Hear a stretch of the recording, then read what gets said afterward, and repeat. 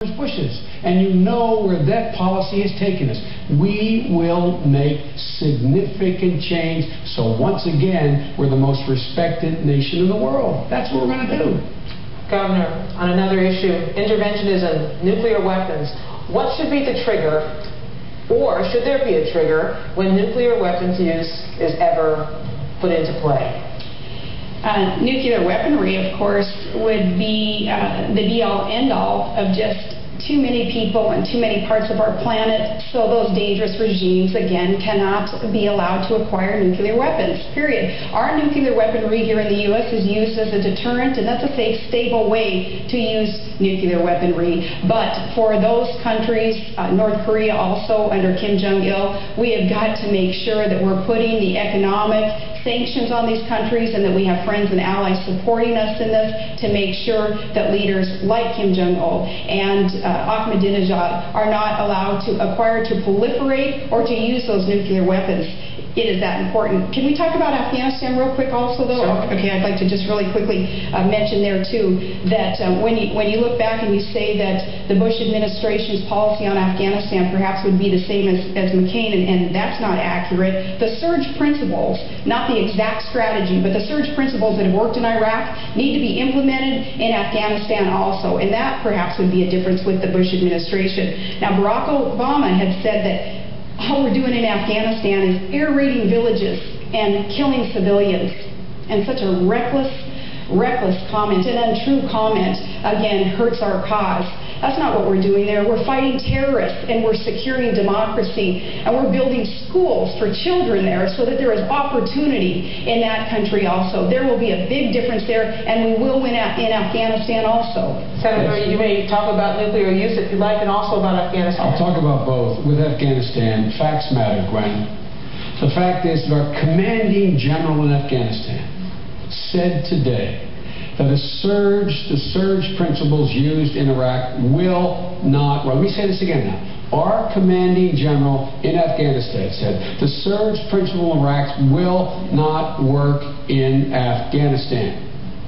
Not Joe Biden, our commanding general in Afghanistan. He said we need more troops, we need government building, we need to spend more money on the infrastructure in Afghanistan. Look, we have spent more money. We spent more money in 3 weeks on combat in Iraq than we spent on the entirety of the last 7 years that we have been in Afghanistan building that country. Let me say it again.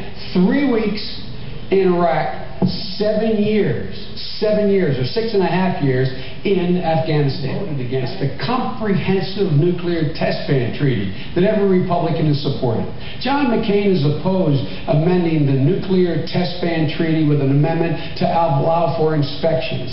John McCain has not been the kind of supporter for dealing with, and let me put it another way, my time's almost up. Barack Obama, first thing he did when he came to the United States Senate, new senator, reached across the aisle to my colleague Dick Lugar, Republican, and said, we've got to do something about keeping nuclear weapons out of the hands of terrorists.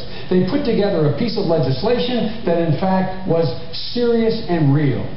Every major, I shouldn't say every, on the two at least that I named, I know that John McCain has been opposed to extending the arms control regime in the world. Governor.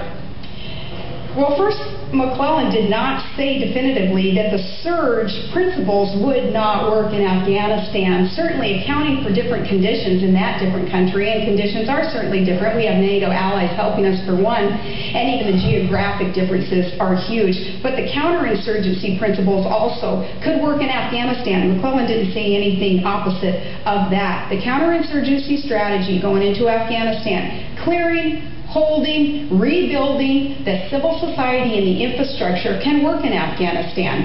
And those leaders who are over there, who have also been advising George Bush on this, have not said anything different but that. Senator.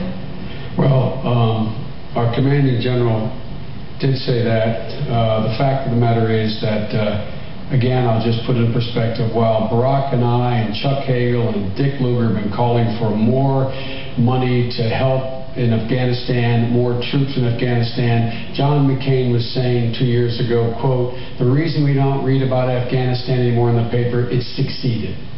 Barack Obama was saying we need more troops there. Again, we spent in 3 weeks on combat missions in Iraq more than we spent in the entire time we have been in Afghanistan.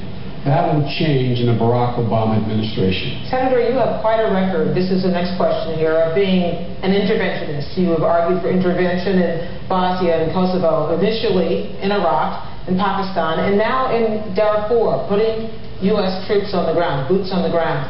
Is this something the American public has a stomach for? Well, I think the American public has a stomach for success. And my recommendations on Bosnia, I admit I was the first one to recommend it, they saved tens of thousands of lives. And initially John McCain opposed it along with a lot of other people. But the end result was it worked. And look what we did in Bosnia. We took Serbs, Croats, and Bosniaks, being told by everyone, I was told by everyone, that this would mean that they've been fighting and killing each other for 1,000 years. It's a mistake to go into. I gave the president the power.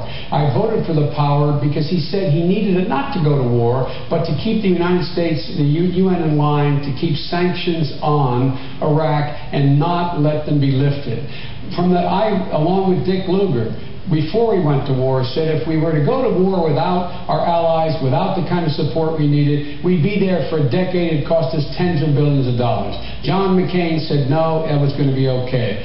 I don't have a stomach for genocide when it comes to Darfur. We can now impose a no-fly zone. It's within our capacity. We can leave NATO if we're willing to take a hard stand. We can. I've been in those camps in Chad. I've seen the suffering. Thousands and tens of thousands of people have died and are dying. We should rally the world to act, and we should demonstrate it by our own movement to provide the helicopters to get those 21,000 forces of the African Union in there now to stop this genocide. Thank you, Senator. Governor. Oh, man, it's so obvious that I'm a Washington outsider and someone just not used to the way you guys operate, because here you voted for the war and now you oppose the war. You're one who says, you know, as so many politicians do, I was for it before I was against it, or vice versa. Americans are craving that straight talk and just want to know, hey, if you voted for it, tell us why you voted for it. And it was a war resolution.